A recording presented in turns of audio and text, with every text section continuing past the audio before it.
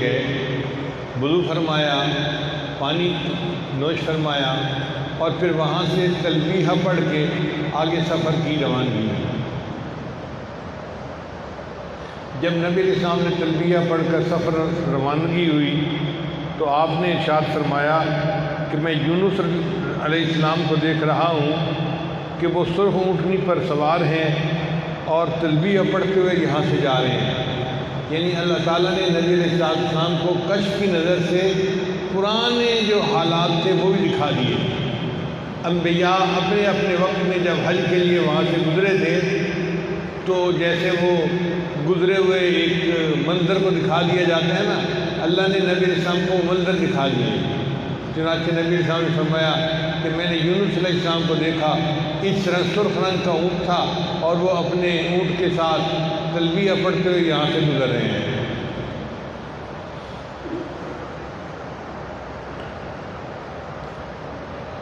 پھر نبی علیہ السلام نے وادی ادرک میں فرمایا کہ میں نے موسیٰ علیہ السلام کو دیکھا ہے، ان کے ساتھ بھی اونٹ ہے اور وہ کانوں میں انگلیاں ڈال کے تلبیہ پڑھتے ہوئے جا رہے ہیں اللہ کی محبت میں۔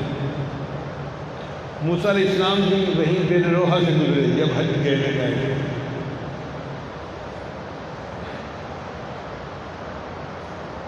پھر اس کے بعد وادی اسفان میں نبی علیہ السلام نے فرمایا کہ میں نے ہود علیہ السلام کو اور صالح علیہ السلام کو تلبیہ پڑھتے ہوئے دیکھا، وہ یہاں سے گزر رہے ہیں۔ پھر نبی علیہ السلام نے فرمایا کہ قرب قیامت میں عیسیٰ علیہ السلام آئیں گے، وہ بھی بیر روحہ پر تلبیہ پڑھیں گے اور یہاں سے حج کے سفر کی ابتدا کریں گے۔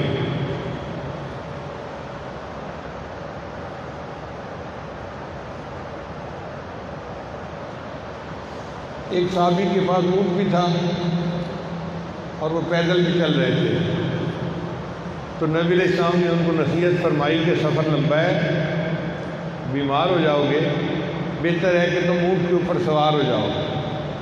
اور مسئلہ بھی یہی ہے کہ حاجی جب حج پر جائے تو حج کرنے سے پہلے مشقت نہ اٹھائے، اگر بیمار ہو گیا تو حج میں خرابی آ جائے گی۔ حج کے بعد جو مرضی مجاہدہ کر لے، حج سے پہلے نفلی مجاہدہ نہ کرے، حج کو مقدم کرے تاکہ طبیعت صحت مند ہو، تازہ ہو۔ پھر وہاں سے نبی علیہ السلام آگے چلے تو صحابہ کرام تلبیہ پڑھتے ہوئے جا رہے تھے۔ تلبیہ کہتے ہیں لبیک اللہم لبیک، لبیک لا شریک لک لبیک، ان الحمد والنعمت لک والملک لا شریک لک۔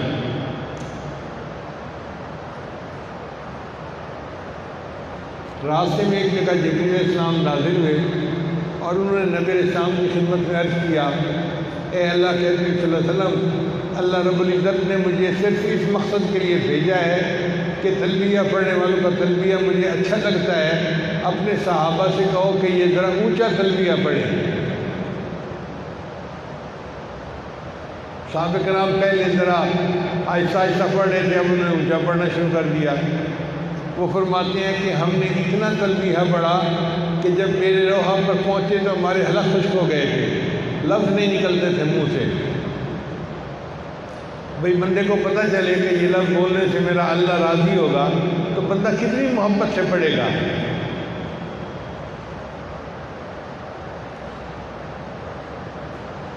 تو جبرائیل علیہ السلام نے آ کر کہا، مر یا محمد، اے محمد صلی اللہ علیہ وسلم آپ حکم دیجئے اصحابہ کا، اپنے صحابہ کو، فَلْيَرْفَعُوا أَصْوَاتَهُمْ بِالتَّلْبِيَةِ، کہ یہ تلبیہ میں اپنی آوازوں کو بلند کریں۔ اللہ بلند آواز کو پسند کرتا ہے اور یہ تلبیہ شعار حج میں سے ہے۔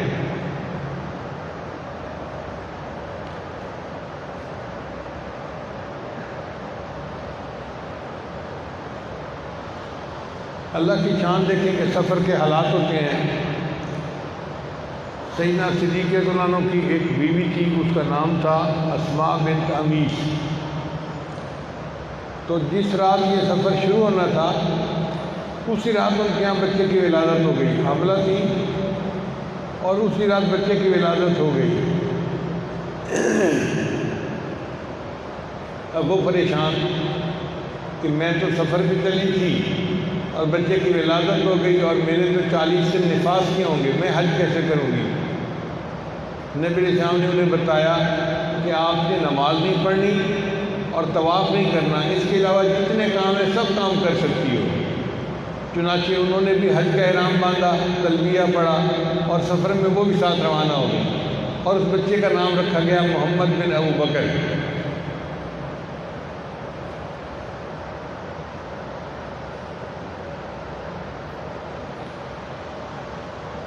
اب نبی علیہ السلام بھی چونکہ 9 ازواج مطہرات ساتھ تھیں، تو کچھ کے اونٹ جو تھے وہ تر و تازہ صحت مند اچھے تھے، کچھ ذرا کمزور تھے۔ تو صفیہ رضی اللہ تعالیٰ عنہ جو ام المؤمنین تھیں، ان کا اونٹ تھوڑا کمزور تھا، اور عائشہ رضی اللہ تعالیٰ عنہ کا اونٹ ذرا صحت مند تھا، تر و تازہ تھا اور اچھا تھا۔ تو نبی علیہ السلام نے ان کی سواریوں کو بدل دیا۔ آپ یوں سمجھیں، ان کی گاڑی میں ان کو بٹھا دیا اور ان کی گاڑی میں ان کو بٹھا دیا۔ اب وہ بیٹھ تو گئی اپنی اپنی گاڑی میں، مگر عائشہ جانوں کو دل کے اندر دکھ تو ہوا کہ میں نبی علیہ السلام کے ساتھ سفر میں جا رہی ہوں، اگر میرا اونٹ زیادہ صحت مند اور اچھا ہوتا تو میں نبی علیہ السلام کے ساتھ ساتھ رہتی۔ اب اونٹ کمزور ہے تو میں پیچھے رہ جاؤں گی، باقی لوگ آگے نکل جائیں گے۔ تو انہوں نے اتنا کہہ دیا کہ آپ اللہ کے نبی ہیں اور آپ ایسا کام کر رہے ہیں۔ اب قریب ابوبکر صدیق لانو کھڑے تھے۔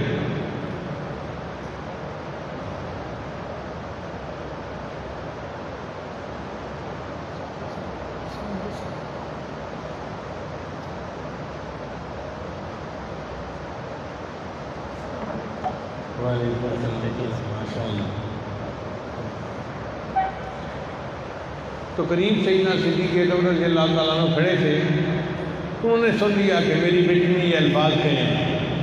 تو باپ اور بیٹی کا رشتہ تو ادب کا رشتہ ہوتا ہے نا۔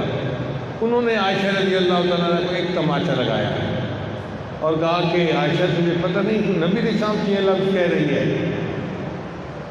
تو نبی علیہ السلام نے اس بات کو محسوس کیا اور پھر عائشہ رضی اللہ عنہ کو دوپہر میں علیحدہ وقت بھی دیا اور ان کی تسلی بھی فرمائی کہ اگر باپ نے ایسی بات کر دی تو تم صبر کرو، ہو جاتا ہے ایسا۔ تو اس سفر میں نبی علیہ السلام نے قدم قدم پہ تعلیم و تربیت کا حق بھی ادا کر دیا، بتاتے بھی گئے یہاں یہ کرنا ہے، یہاں یہ کرنا ہے۔ پھر نبی علیہ السلام نے یہ بات کہی، ابوبکر یہ سیدھی سادی سی عورت ہے، یہ وادی میں کھڑے ہو کر پہاڑوں کی بلندیوں کی چوٹی کو کیسے اندازہ لگا سکتی ہے؟ اس کو پتہ ہی نہیں حالات کیا ہوتے ہیں یا اجتماعی طور پہ کیسے سفر پہ لے کے جاتے ہیں۔ یہ تو اپنی ذات کی حد تک سوچ رہی ہے، مختصر سے سوچ ہے، اس لیے غصہ نہ کرو اس کے اوپر۔ چنانچہ ابوبکر صدیق جانوں کو بھی تسلی دی اور عائشہ جانوں کو بھی تسلی دی۔ اب یہ سفر شروع ہوا۔ راستے میں ایک جگہ پر حضرت سراقہ رضی اللہ تعالیٰ عنہ نے عرض کیا، اے اللہ کے نبی صلی اللہ علیہ وسلم، ہم نے آپ سے حج کے مسائل تو کئی دفعہ سنے ہیں، اب چونکہ سفر پہ ساتھ نکل پڑے ہیں اس لیے دل کرتا ہے کہ آپ نئے سرے سے حج کے مسائل تفصیل کے ساتھ سنائیں۔ تو ان کی درخواست پر نبی علیہ السلام نے ایک مجلس میں پورے حج کی تفصیل سنائی کہ حج میں کیا کیا جاتا ہے، کیسے ہوتا ہے، کہاں سے شروع ہوتا ہے۔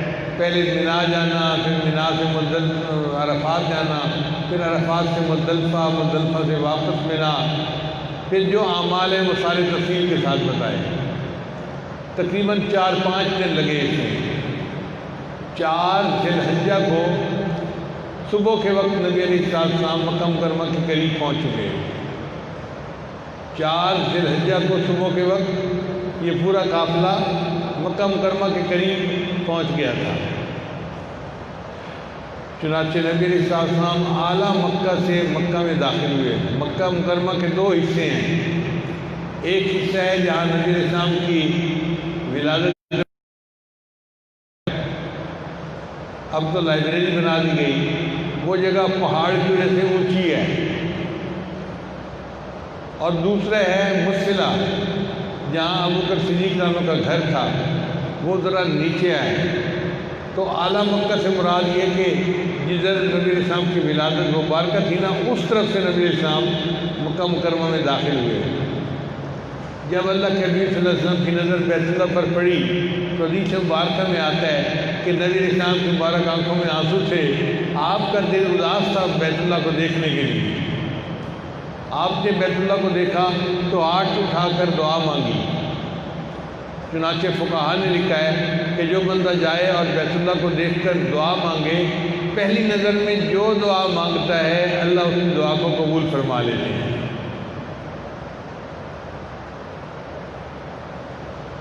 کسی نے امام اعظم ابو حنیفہ رحمۃ اللہ سے پوچھا کہ امام صاحب میں اگر جاؤں تو میں کون سی دعا مانگوں؟ دعائیں تو ہیں بہت ساری۔ ان کا بھائی تو ایک دعا مانگ لینا کہ یا اللہ میں بیت اللہ میں آ کر جو بھی دعائیں مانگوں میری سب دعائیں قبول کر لینا ہے۔ وہ چونکہ بہت فقیہ تھے، دانا تھے، انہوں نے بات ہی ایسی کر دی کہ تم یہ دعا مانگ لینا کہ اللہ مجھے مستجاب الدعوات بنا دینا۔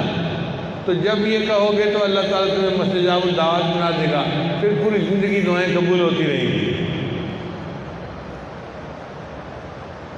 اس کے بعد نبی علیہ السلام نے تحیۃ المسجد نہیں پڑھی۔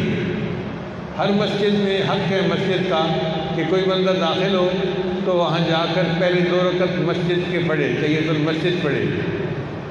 مگر حرم مبارک کا حق یہ ہے کہ جو بندہ جائے وہ جا کر طواف پہلے کرے۔ اگر فرض نماز ہے تو اس میں شامل ہو جائے، اور اگر فرض نماز نہیں ہو رہی تو نفل نہ پڑھے بلکہ طواف پہلے کرے۔ اب طواف میں کرتے ہوئے سب سے پہلے حجر اسود کے استلام کیا جاتا ہے۔ یہ حجر اسود کا جو استلام ہے نا، یہ آپ یوں سمجھیں کہ جیسے آپ کسی کو ملنے گئے اور ان کو جا کے میزبان خصوصی ہیں ان کو مصافحہ کر رہے ہیں، تو حجر اسود اللہ تعالیٰ کے ساتھ مصافحہ کرنے کی مانند ہے۔ حدیث مبارکہ میں نبی نے فرمایا کہ حجر اسود یمین اللہ فی الارض، حجر اسود زمین میں اللہ کا دایاں ہاتھ ہے۔ جو اللہ کے دائیں ہاتھ سے استلام کرتا ہے وہ گویا اللہ سے مصافحہ کرنے کی سعادت پا لیتا ہے۔ اور ایک حدیث مبارکہ میں یہ بھی ہے کہ بہت سارے لوگ ایسے ہیں جنہوں نے میری صحبت کو پایا، اور کچھ لوگ ہیں جو میرا زمانہ نہیں پا سکے، مگر ان کے دل میں حسرت ہوگی اگر وہ میرا زمانہ پاتے تو برکتیں حاصل کرتے۔ اللہ نے ان کے لیے حجر اسود کا استلام بنا دیا ہے۔ وہ بعد میں حج یا عمرے پر آئیں گے، حجر اسود کا استلام کریں گے، اللہ تعالیٰ ان کو روحانی طور پر مجھ سے مصافحہ کی سعادت عطا فرما دیں گے۔ پھر نبی علیہ السلام نے حجر اسود کو بوسہ بھی دیا بہت دیر تک۔ پھر اس کے بعد طواف فرمایا۔ طواف کے 7 چکر ہوتے ہیں، 7 چکر مل کر ایک طواف بنتا ہے۔ بیت اللہ کے گرد 7 مرتبہ گھومنا پڑتا ہے۔ یہ ایسے ہی ہے جیسے شمع جل رہی ہو تو پروانہ اس کے گرد چکر لگاتا ہے۔ اللہ تعالیٰ نے بھی اپنی محبت کی ایک شمع روشن کر دی اور مومن کو کہا کہ تم میرے پروانے ہو، آؤ اور اس شمع کے گرد تم بھی چکر لگا کے دکھاؤ۔ اس بیت اللہ کے طواف کا کوئی لطف ہی عجیب ہے۔ اطوف علی جدار دیار لیلا اقبل ذل جدار و ذل جدار۔ کہتے ہیں کہ مجنو کہیں لیلا کی گلی میں پہنچ گیا تھا، کبھی اس دیوار کو بوسے دیتا تھا، کبھی اس دیوار کو بوسے دیتا تھا۔ تو حاجی کا بھی یہی حال ہوتا ہے کہ وہ حرم شریف پہنچتا ہے تو کبھی حجر اسود کو بوسے دے رہا ہوتا ہے، اور کبھی وہ استلام طواف کر رہا ہوتا ہے، اور بیت اللہ کے اس شمع محبت کے گرد چکر لگا رہا ہوتا ہے۔ پہلے زمانے میں تو عورتیں ہاتھ سے صابن سے دھوتی تھیں کپڑے، آج کل واشنگ مشین آ گئی ہے، تو واشنگ مشین میں پرانے کپڑے ڈال دیتے ہیں، پانی اور صابن بھی ڈال دیتے ہیں، تو مشین اس کو گھما دیتی ہے اور مٹی اس سے جدا کر کے کپڑے سے صاف کپڑے علیحدہ کر دیتی ہے۔ آپ یوں سمجھیں کہ یہ بیت اللہ شریف جو ہے اللہ تعالیٰ نے انسانوں کے میلے دلوں کو پاک کرنے کے لیے ایک روحانی مشین بنائی ہوئی ہے۔ پوری دنیا کے مختلف جگہوں سے حاجی وہاں جاتے ہیں، جا کر طواف کرتے ہیں۔ 7 چکر طواف کے کرنے کے بعد اللہ تعالیٰ ان کے دلوں کو پاک کر کے باہر نکال لیتے ہیں۔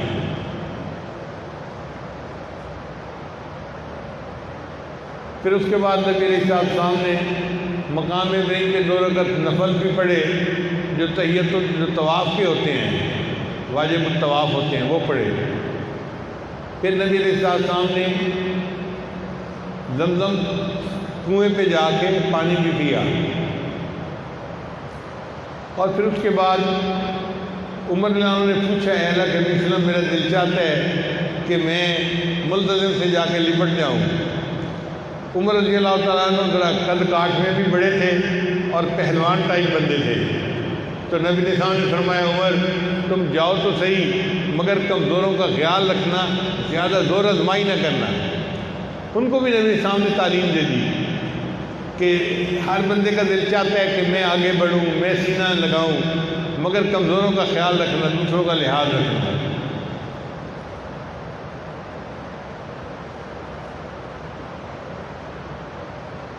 پھر اس کے بعد اللہ کے حبیب صلی اللہ علیہ وسلم نے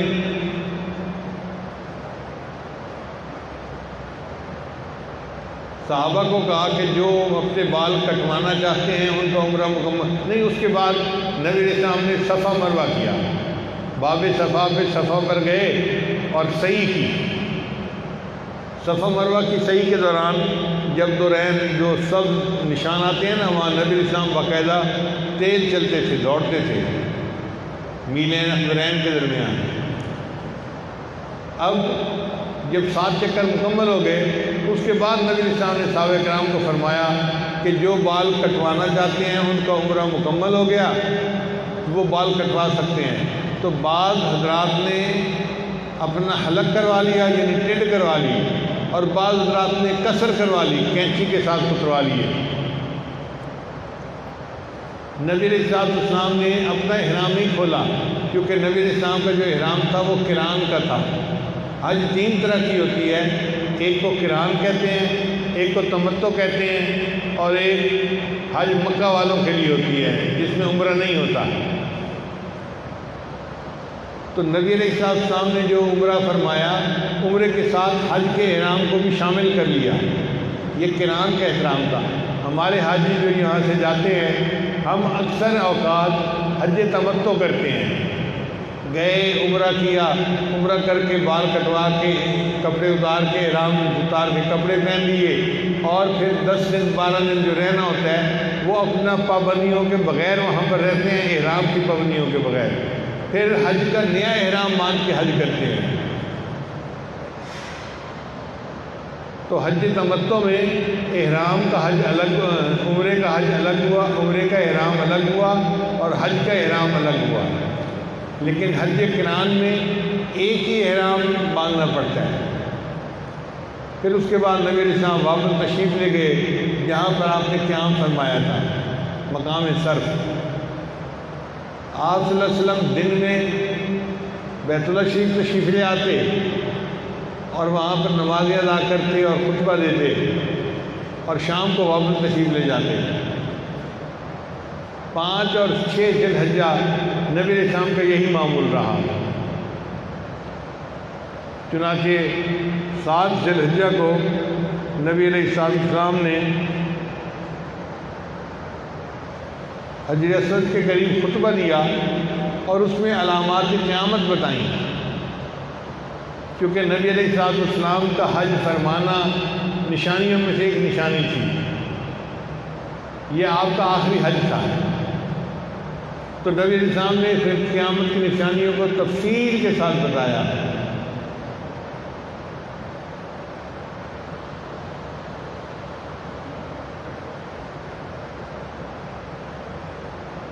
آٹھ ذی الحجہ کو نبی علیہ السلام نے چاشت کے وقت چاشت کے نفل پڑھے اور وہاں سے مینا تشریف لے آئے۔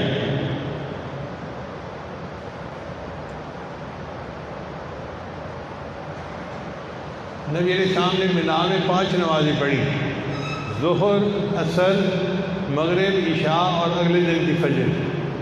یہ 5 نمازیں مینا میں ادا کی۔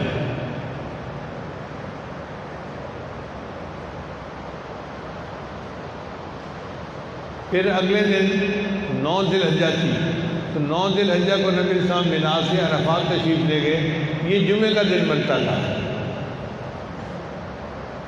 علماء نے لکھا ہے کہ حج ہو اور جمعے کا دن ہو اس دن، تو اس کو حج اکبر کہہ دیتے ہیں۔ اس دن اللہ تعالیٰ کی خوشی بہت زیادہ ہوتی ہے۔ کتابوں میں لکھا ہے کہ عرفہ کے دن جو بھی میدان عرفات میں ہوتا ہے احرام والا، اللہ اس کی بخشش فرما دیتے ہیں۔ لیکن اگر حج اکبر ہو، اس دن اللہ کی خوشی اتنی زیادہ ہوتی ہے کہ کوئی احرام کے باوجود بھی میدان عرفات میں پہنچ جائے گا، اللہ اس کی بھی بخشش فرما دیں گے۔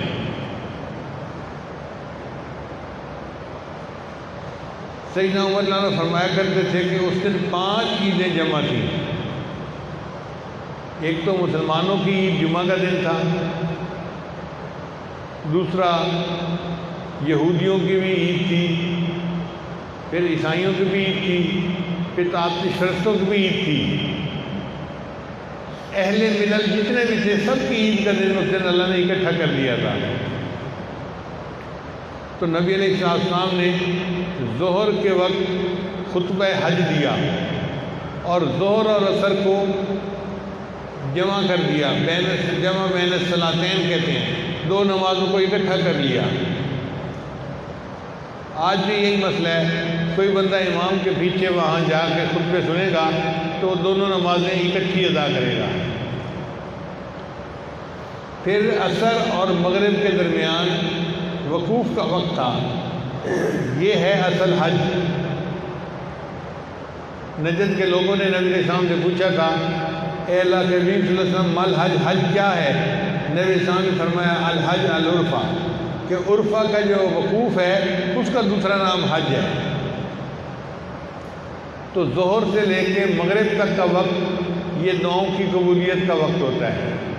اللہ تعالیٰ کی خوشی کی انتہا ہوتی ہے، آسمان سے فرشتے اترتے ہیں اور اس دن اللہ تعالیٰ رحمت کے دریا بہا دیتے ہیں۔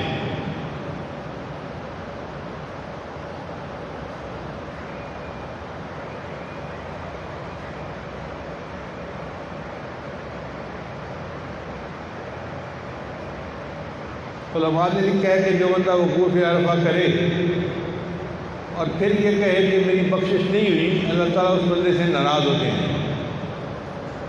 اس کی مثال ایسے سمجھیں کہ کوئی آدمی کسی سخی کے دسترخوان پر گیا اور واپسی آ کے کہنے لگا میں تو نہیں بھوکا ہی واپس آ گیا ہوں، تو سخی کو غصہ آئے گا، یہ کون ہے جو میرے دسترخوان پر آ کر بیٹھا اور پھر کہتے ہیں کہ کھانے کو نہیں ملا، میں بھوکا چلا گیا۔ اللہ رب العزت کا بھی یہی معاملہ ہے، اس کی رحمت کا ذریعہ اتنا بڑا ہے کہ جو بندہ میدان عرفات میں پہنچ جائے اور وہاں پر دعائیں مانگے اس کو یقیناً رحمت سے حصہ ملے گا۔ اگر یہ کہنے لگ جائے کہ مجھے کچھ نہ ملا تو اللہ تعالیٰ کی رحمت جوش میں آتی ہے۔ تو کون ہے یہ کہنے والا؟ اللہ اس بندے سے ناراض ہوتے ہیں۔ تو قسمت والے ہیں وہ لوگ جن کو اللہ تعالیٰ عرفہ کے میدان میں بلاتے ہیں اور وہ دعائیں مانگ کے اپنے اللہ کو مناتے ہیں۔ نبی علیہ السلام نے ارشاد فرمایا میں نے شیطان کو 2 موقعوں پہ خوار ہوتے دیکھا ہے، ایک میدان بدر میں بہت ذلیل خوار ہوا تھا اور ایک وقوف عرفہ کے دن اتنا خوار ہوا تھا کہ یہ اپنے بالوں میں مٹی ڈال رہا تھا کہ میرے سالوں کی محنت ضائع ہو گئی، میں نے اتنے سال لگا کر لوگوں سے گناہ کروائے اور انہوں نے یہاں کے توبہ کر لی اور اللہ نے سب کے گناہ معاف کر دیے۔ اب آپ بتائیں کہ جب شیطان ماتم کرتا ہوگا اور اپنے سر میں مٹی ڈالتا ہوگا تو لوگوں کے کتنے بڑے بڑے گناہ معاف ہوتے ہوں گے۔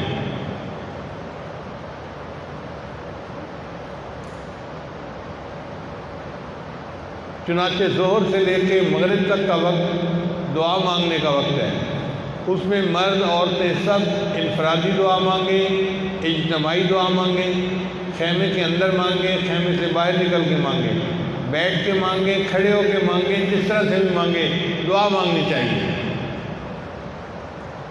جس نے وقوف عرفہ کے اس وقت کو دعاؤں میں لگا لیا اس نے اپنے حج کو کما لیا۔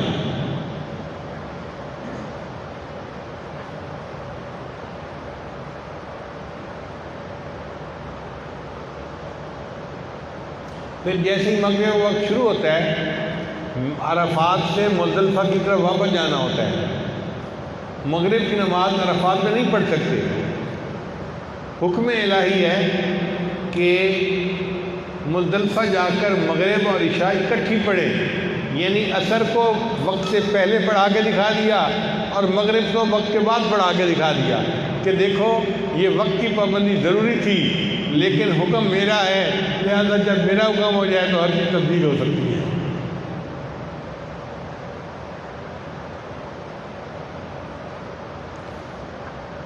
اگر بندہ مزدلفہ سے پہلے مغرب عشاء پڑھنا چاہے تو نہیں ہوتی۔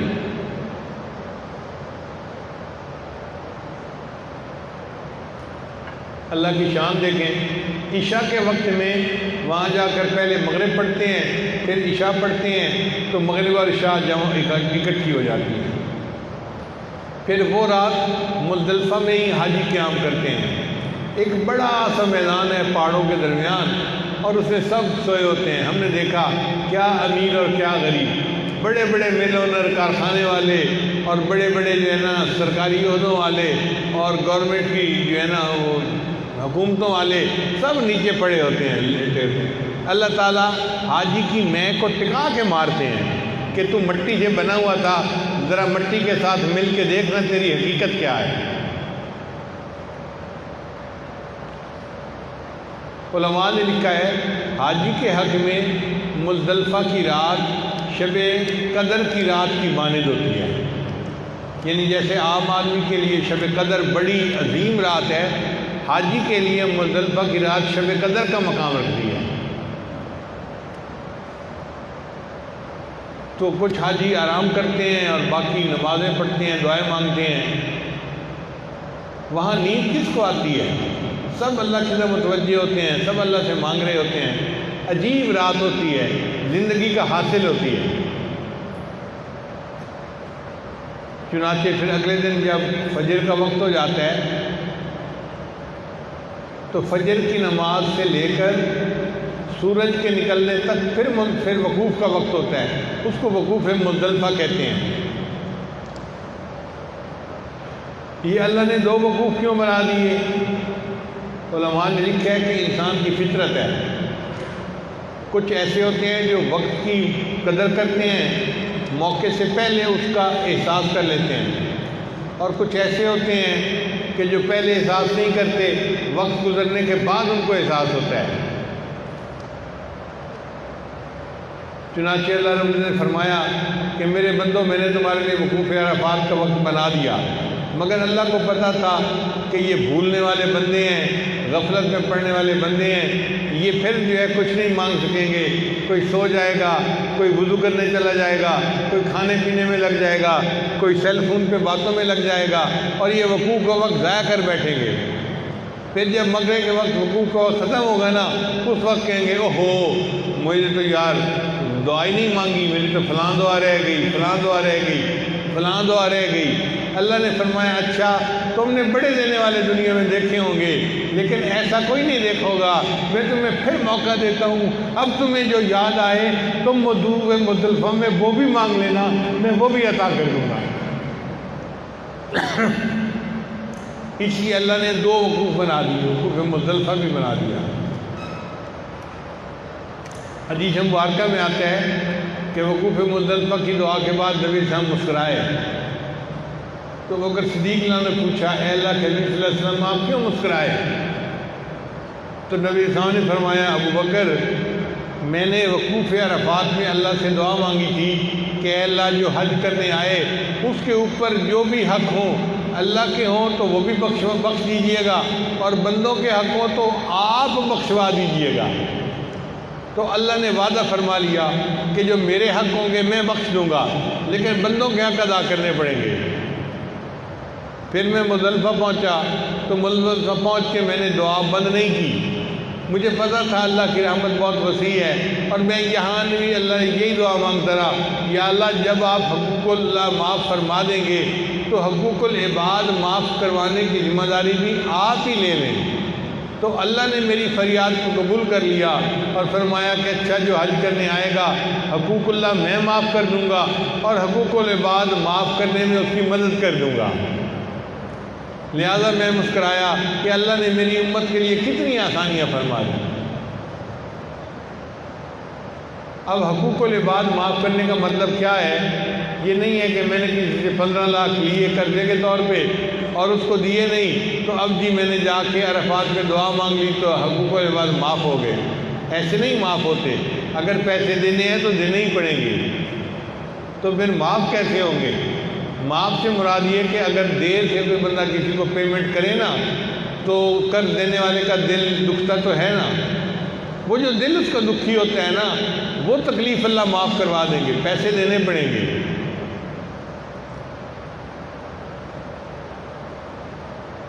اس لیے فرمایا کہ جس بندے کا حج قبول ہو گیا وہ اس طرح واپس لوٹتا ہے کہ جیسے اس دن گناہوں سے پاک تھا جس دن اس کی ماں نے اس کو جنم دیا تھا، یعنی جس دن اس کی پیدائش ہوئی تھی اس دن جیسے یہ گناہوں سے بالکل پاک تھا، اللہ تعالیٰ اس کو حج سے اس طرح پاک کر کے گھر واپس لوٹاتے ہیں۔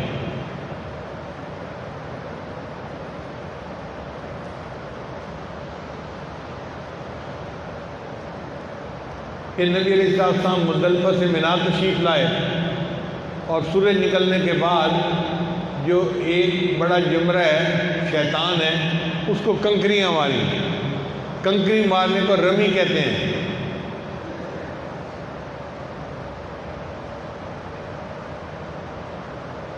مزدلفہ سے کنکریاں چن لینی ہوتی ہیں اور مختلف دنوں میں شیطان کو 7 کنکریاں مارنی ہوتی ہیں۔ ان کنکریاں مارنوں کی بڑی فضیلت ہے۔ حدیث پاک میں آتا ہے کہ جو بندہ شیطان کو 7 کنکریاں مارتا ہے ہر کنکری کے بدلے اللہ اتنا بڑا گناہ معاف کر دیتے ہیں، اگر یہ گناہ معاف نہ ہوتا اس بندے کے لیے یقینی جہنم جانے کا سبب بنتا۔ اتنا بڑا گناہ اللہ ہر کنکری کے بدلے معاف کر دیتے ہیں۔ تو بھئی کنکریاں تو پھر مارنی چاہیے تاکہ اللہ تعالیٰ خوش ہو کے ہمارے گناہ معاف فرمائے۔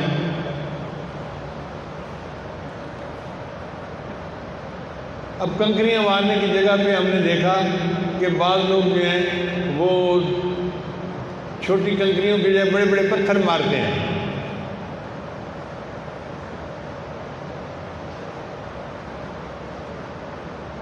ماشاءاللہ میرے بچے چھوٹے تھے تو میرے ساتھ حج کرتے تھے، تو سیف اللہ کو میں دیکھتا کہ یہ باقی سارے کام تو ساتھ کرتا تھا، جب کنکریاں مارنے کا وقت ہوتا نا تو یہ مجھ سے پیچھے ہو جاتا تھا، نظر نہیں آتا تھا کہاں گیا۔ تو میں نے پتہ کیا کہ بھئی آخر مسئلہ کیا بنتا ہے، تو مجھے تو اس سے کہہ دیا ابو جی آپ کے سامنے کنکری تو مارتا ہوں تو میں دعا نہیں مانگ سکتا، میں ذرا الگ ہو کے مانگتا ہوں تاکہ میں دعا مانگوں۔ لیکن میں نے جب حبیب اللہ سے پوچھا تو اس نے بھانڈا پھوڑ دیا، اس نے کہا ابو جی یہ 1-2 کنکریاں چھوٹی مارتا ہے باقی بڑے پتھر اٹھا کے مارتا ہے، اور مجھے کہتا ہے کہ چھوٹی کنکری مارنے سے دل نہیں بھرتا، شیطان کو بڑا پتھر مارنا چاہیے۔ پھر ایک دن اس نے کیا کیا کہ پتھر مارنے کے بعد جوتا اٹھا کے مارا شیطان کو۔ حبیب اللہ کو کہتا ہے بڑا پتھر مار کے بھی تسلی نہیں ہوئی، اس بدبخت کو جوتے مارنے چاہیے۔ پھر میں نے اسے بیٹھ کے سمجھایا، میں نے کہا دیکھو بیٹا، ایک آدمی دشمن کو پتھر مارے اس کا نقصان زیادہ ہے یا ایک آدمی ریوالور کی گولی مارے اس کا نقصان زیادہ ہے؟ کہنے لگا ریوالور کی گولی تو بہت نقصان دہ ہے۔ میں نے کہا نبی علیہ السلام نے جو یہ چھوٹی سی کنکری ماری نا، سنت کے مطابق اسی کنکری کو مارنا شیطان کو ریوالور کی گولی مارنے کے برابر ہے۔ کہنے لگا اب بات سمجھ میں آ گئی۔ پھر اس کے بعد اس نے پوری زندگی کنکری سے ہی رمی تھی۔ وہاں پہ بڑے لطیفے ہوتے ہیں۔ ایک ہمارے پٹھان بھائی گئے اور انہوں نے 7 کنکریاں ماری تھیں، 3 کنکریاں ماری اور باقی رکھ لی۔ کسی نے کہا کہ بھائی تم نے 7 پوری نہیں کی، کہتے ہیں وہ میرے گھر میں اس کی بہن رہتی ہے، میں باقی جا کے وہاں اس کو ماروں گا۔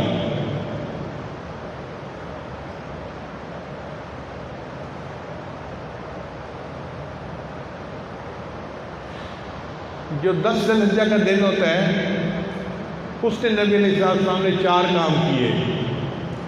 نمبر 1، شیطان کو کنکریاں ماری۔ نمبر 2، قربانی کی۔ قربانی کا جانور جو ذبح کرنا ہوتا ہے وہ کنکریاں مارنے کے بعد ذبح کرتے ہیں، اور کنکریاں مارنے کے بعد سر کا حلق کرواتے ہیں۔ وَلَا تَحْلِقُوا رُؤُوسَكُمْ حَتَّى يَبْلُغَ الْهَدْيُ مَحِلَّهُ۔ چنانچہ پہلے قربانی، پھر اس کے بعد حلق، اور حلق کے بعد پھر احرام اترتا ہے۔ اب اس میں حاجی آگے گڑبڑ پیچھے کر لیتے ہیں۔ ہمارے حضرت مرشد عالم رحمۃ اللہ نے اپنا واقعہ سنایا، فرماتے کہ میں اپنی بیوی اور والدہ کے ساتھ حج کے لیے گیا، اور میرے پاس تینوں کی قربانیوں کے لیے خرچہ نہیں تھا، پیسے نہیں تھے۔ تو میں نے کہا کہ چلو میں جا کے ریٹ کا اندازہ تو لگاتا ہوں۔ وہاں لگے کہ ہم قربان گاہ چلے گئے، سارا دن پوچھتے پھرے، مگر اس سال ریٹ اونچا چڑھا ہوا تھا اور بندہ اتنی پیمنٹ دے ہی نہیں سکتا تھا۔ سارا دن دینے کے جانے کے بعد شام کو جب واپس آئے تو فرماتے ہیں کہ ہم نے خیموں کے قریب آ کے کہا کہ بھئی پاؤں پہ خون لگ گیا ہے اور مٹی پڑی ہوئی ہے، تو ہم ہاتھ پاؤں دھو لیں پھر خیمے میں جاتے ہیں۔ فرماتے ہیں کہ جب ہم ہاتھ پاؤں دھو رہے تھے نا تو میری بیوی نے آواز سنی، تو اس نے خیمے کی وہ جو چھوٹی سی ایک درز ہوتی ہے اس میں سے دیکھا، تو اس نے والدہ کو بتا دیا کہ حضرت تشریف لے آئے ہیں اور وضو کر رہے ہیں۔ اب والدہ نے جیسے ہی سنا کہ آگے ہیں، اس نے کہا اچھا ایسے کرو، پھر احرام اتر گیا، میرے بال بھی کاٹ دو، اپنے بھی کاٹ دو۔ حضرت کہتے ہیں کہ جب ہم داخل ہوئے تو ہم نے دیکھا کہ دونوں عورتوں نے اپنے اپنے بال کاٹے ہوئے ہیں، وہ تقریباً 1 انچ بال جو کاٹے جاتے ہیں۔ تو میں نے پوچھا کہ بال کیوں کاٹے؟ ان کا جی آپ قربانی دے کے آ نہیں گئے؟ حضرت فرماتے ہیں میں نے بیوی کو کہا کہ واہ 3 قربانیاں میں دے نہیں سکتا تھا، اب اور جو ہے نا جرم ہو گیا جو بال کاٹ لیے، اب 3 کی جگہ مجھے 5 دینی پڑے گی، تو نے تو میرا راڑا باڑا کر دیا۔ ہمارے حضرت حمزہ کے یہ الفاظ تھے، حضرت فرماتے تھے میں نے کہا کہ ان عورتوں نے تو جلد بازی میں میرا راڑا باڑا کر دیا۔ تو 4 کام کیے، 1 شیطان کو کنکریاں ماری، دوسرا قربانی کی، تیسرا حلق کروایا اور کپڑے بدلے، اور پھر چوتھا نبی السلام نے اسی رات طواف زیارت کی فرما لیا۔ یہ 4 کام نبی السلام نے اسی دن فرما لیے۔ طواف زیارت کرنے کے بعد آپ یوں سمجھیں کہ حج مکمل ہو جاتا ہے۔ حج کے 2 رکن ہیں بڑے، ایک وقوف عرفہ حج کا بڑا رکن ہے، اور ایک طواف زیارت، اور ان میں بھی جو وقوف عرفہ ہے وہ سب سے بڑا رکن ہے۔ یہ ذہن میں رکھیں، کوئی بھی عمل حج کا آگے پیچھے ہو جائے تو اس کی کمپنسیشن ہے، مکافات ہے۔ وقوف عرفہ کی مکافات کوئی نہیں، جس کا وقوف عرفہ رہ گیا اس کا حج ہی رہ گیا، وہ پھر اب اگلے سال نیا حج کرے۔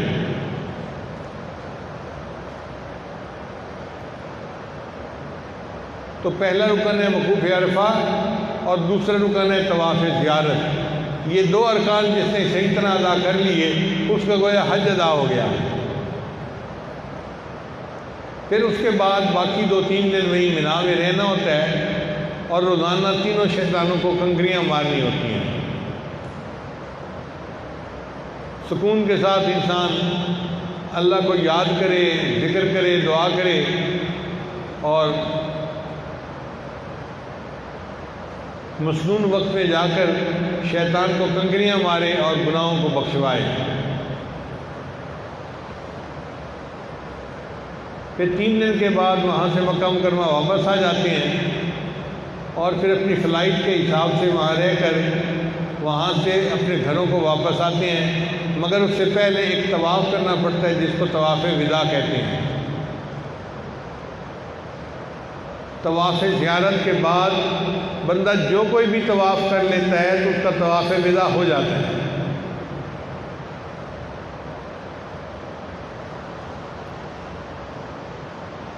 اور اگر کوئی عورت ایسی ہو کہ جس کو ماہانہ ایام آ گئے اور وہ مسجد میں نہیں جا سکتی تو طواف وداع اس سے اوپر سے ختم ہو جاتا ہے، وہ ویسے ہی چلی جائے۔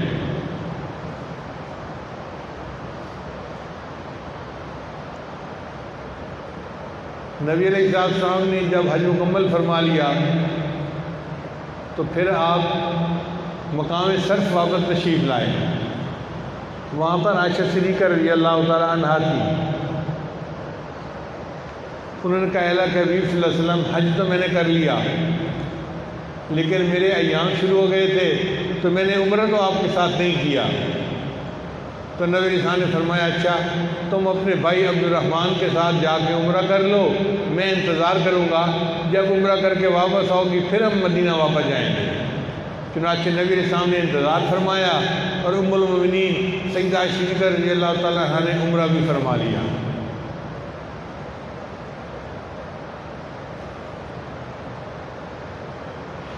نبی علیہ السلام اس سفر سے جب واپس مدینہ میں تشریف لائے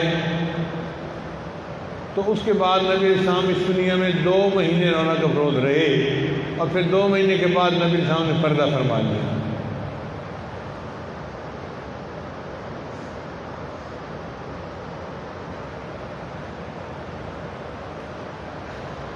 اس حجۃ الوداع میں جو نبی علیہ السلام نے خطبہ دیا میدان عرفات میں، وہ ایک تاریخی چیز ہے۔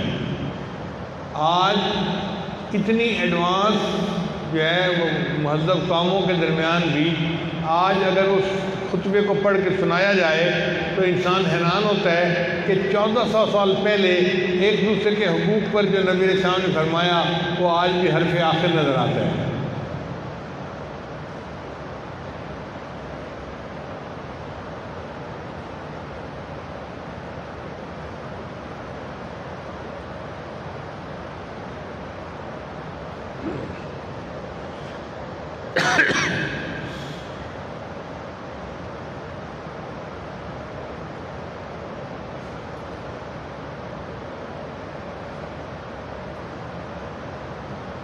نبی علیہ السلام نے 12 ذی الحجہ کو خطبہ دیا اور سب سے پوچھا کہ لوگوں، میں جس امانت کو پہنچانے کے لیے دنیا میں آ گیا کیا میں نے وہ امانت سب تک پہنچا دی؟ تو سب صحابہ نے کہا اے اللہ کے نبی صلی اللہ علیہ وسلم ادیت الامانہ، آپ نے امانت کو پہنچا دیا اور امت کو نصیحت کر دی۔ تو نبی علیہ السلام نے آسمان کی طرف انگلی کر کے فرمایا اللہم اشہد، اے اللہ تو گواہ رہنا، میں جس مقصد کو لے کر دنیا میں آیا تھا میں اس مقصد کو پورا کر کے واپس جا رہا ہوں۔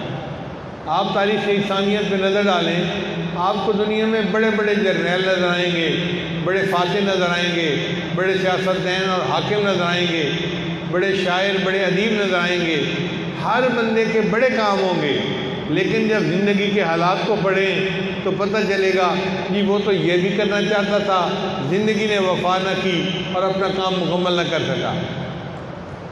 قائد اعظم اور زندہ رہتا تو وہ یہ بھی کرتا مگر وہ یہ نہ کر سکا۔ علامہ اقبال یہ بھی لکھنا چاہتا تھا، زندگی نے وفا نہ کی لہذا نہ لکھ سکا۔ شیکسپیئر اور ناول لکھنا چاہتا تھا، زندگی نے وفا نہ کی نہ لکھ سکا۔ تو جس بندے کی زندگی کو بھی دیکھا جائے وہی ادھوری زندگی نظر آتی ہے۔ کوئی بندہ ایسا نہیں جو کہے کہ میں اپنی زندگی کے مقصد کو مکمل کر کے جا رہا ہوں۔ تاریخ انسانیت میں صرف ایک مثال ملتی ہے اور وہ مثال کس کی ہے؟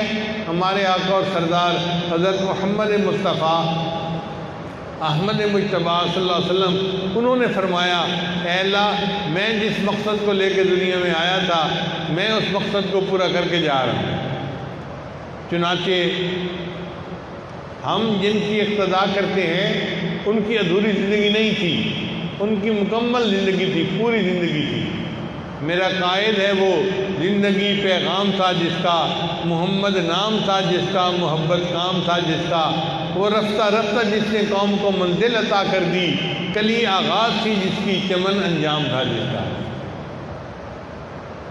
ایک دفعہ بہت عرصہ پہلے کی بات ہے، کوئی 50 سال پہلے کی بات ہے، سویڈن میں انہوں نے قومی سطح پر ایک مسابقہ کروایا کہ دنیا میں سب سے کامل زندگی کس کی گزری ہے۔ آپ حیران ہوں گے کہ لوگوں نے باقاعدہ اپنے اپنے کمنٹس دیے، ووٹنگ کی، اور پورے ملک کی ووٹنگ کا نچوڑ یہ نکلا کہ پوری قوم نے کہا کہ محمد صلی اللہ علیہ وسلم سے زیادہ کامل زندگی اس کائنات میں کسی بندے کی نہیں گزری۔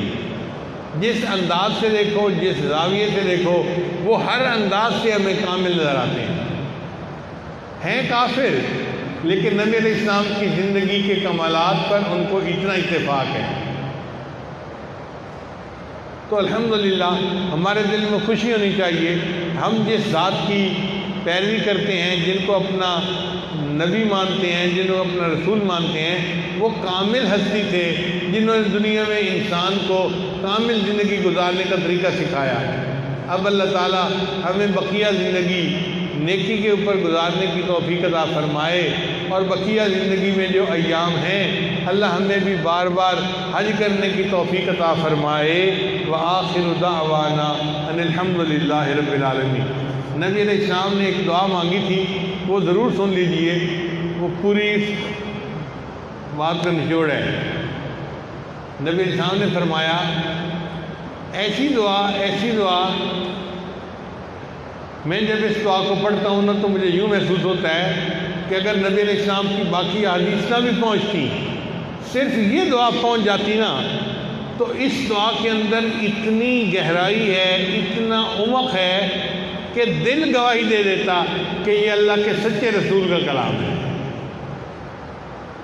اللہم انکا تسمع کلامی، اے اللہ تو میری بات کو سنتا ہے، وترا مکانی، اور میری جگہ کو دیکھتا ہے، وتعلم سری وعلانیتی، اور میرے پوشیدہ اور ظاہر ہر چیز کو جانتا ہے۔ لا یخفی علیک شیء من امری، میری کوئی بات بھی تجھ سے چھپی ہوئی نہیں ہے۔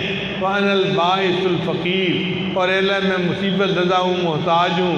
المستغیث، فریادی ہوں۔ المستجیر، پناہ جو ہوں۔ الوجل المشفق، اے اللہ میں ترسا ہوا اور ہراساں ہوں۔ المقر المعترف، میں اقراری مجرم ہوں بذنبی، اپنے گناہوں کا۔ اسألک، میں آپ سے مانگتا ہوں۔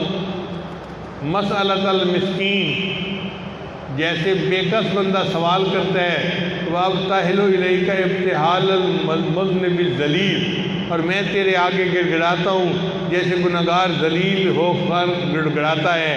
وادعو کا، اور میں تجھ سے طلب کرتا ہوں، دعا الخائف الذلیل، ایک خوف زدہ آفت رسیدہ طلب کرنے والے کی۔ ودعاء من خضعت لہ رقبتہ، اور جیسے وہ شخص طلب کرتا ہے جس کی گردن تیرے سامنے جھکی ہوئی ہو۔ وفاضت لک عبرتہ، اور اس کے آنسو بہہ رہے ہوں۔ وذل لک جسمہ، اور جس کا تن بدن سے وہ تیرے آگے جھکا ہوا ہو۔ ورغم لک انفہ، اور اس کی ناک زمین پر تیرے سامنے اپنی رگڑ رہا ہو۔ اللہم لا تجعلنی بدعائک شقیہ، اے اللہ اپنی رحمت کے ساتھ میری دعا کو رد نہ کیجیے گا۔ وکن بی رؤوف الرحیمہ، اور میرے اوپر رؤوف الرحیم ہو جائیے اور میری دعا کو قبول کر لیجیے۔ یا خیر المسئولین، اے وہ ذات جس جو مانگنے والوں میں سب سے اچھا ہے اس سے مانگنا۔ وَيَا خیر المعطین، یار وہ ذات کہ جو دینے والوں میں سب سے بہترین ہے۔ جو بندہ اللہ سے مانگتا ہے تو اللہ تعالیٰ دینے والوں میں سب سے بہتر ہے، اور جو اللہ سے فریاد کرتا ہے اللہ تعالیٰ اس پر رحمت فرماتے ہیں۔ اللہ تعالیٰ ہمارے حق میں اس دعا کو قبول فرمائیں، اور اس جگہ اٹھنے سے پہلے اللہ ہمارے سب گناہوں کو معاف فرمائیں۔ وآخر دعوانا ان الحمد للہ رب العالمین۔ بہت سارے مہمان آج توبہ کی نیت سے آئے ہوئے ہیں مختلف جگہوں سے، تو بقیہ نماز سے پہلے یہ عاجز توبہ کے کلمات پڑھاتا ہے، آپ سچے دل کے ساتھ پیچھے پیچھے پڑھتے جائیے۔ پڑھیے بسم اللہ الرحمن الرحیم، لا الہ الا اللہ محمد الرسول اللہ، آمنت باللہ وملائکتہ وکتبہ ورسلہ والیوم الآخر والقدر خیرہ وشرہ من اللہ تعالی والبعث بعد الموت، آمنت باللہ کما ہوا باسمائہ وصفاتہ وقبلت جمیع احکامہ اقرار باللسان وتصدیق بالقلب، اشہد ان لا الہ الا اللہ واشہد ان محمدًا عبدہ ورسولہ، استغفر اللہ ربی من کل ذنب واتوب الیہ برحمتک یا ارحم الراحمین۔ چند معمولات ہیں جن کو باقاعدگی سے کریں گے تو اللہ تعالیٰ دل کو منور کریں گے۔ ان میں پہلا عمل ہے 100 مرتبہ استغفار صبح و شام پڑھنا، دوسرا عمل ہے 100 مرتبہ درود شریف صبح و شام پڑھنا، تیسرا ہے قرآن مجید کی تلاوت روزانہ کرنا، چوتھا ہے چلتے پھرتے ہر وقت دل میں اللہ کو یاد کرنا، اور پانچواں ہے 10-15 منٹ صبح 10 منٹ شام مراقبہ کرنا۔ انشاءاللہ ان اعمال کو کریں گے، اس سے اللہ کی محبت آپ کے دل میں بڑھے گی اور آپ خود اس کو محسوس کریں گے۔ اللہ تعالیٰ سب کو اپنے مقبول بندوں میں شامل فرمائے۔ جزاکم اللہ خیرا۔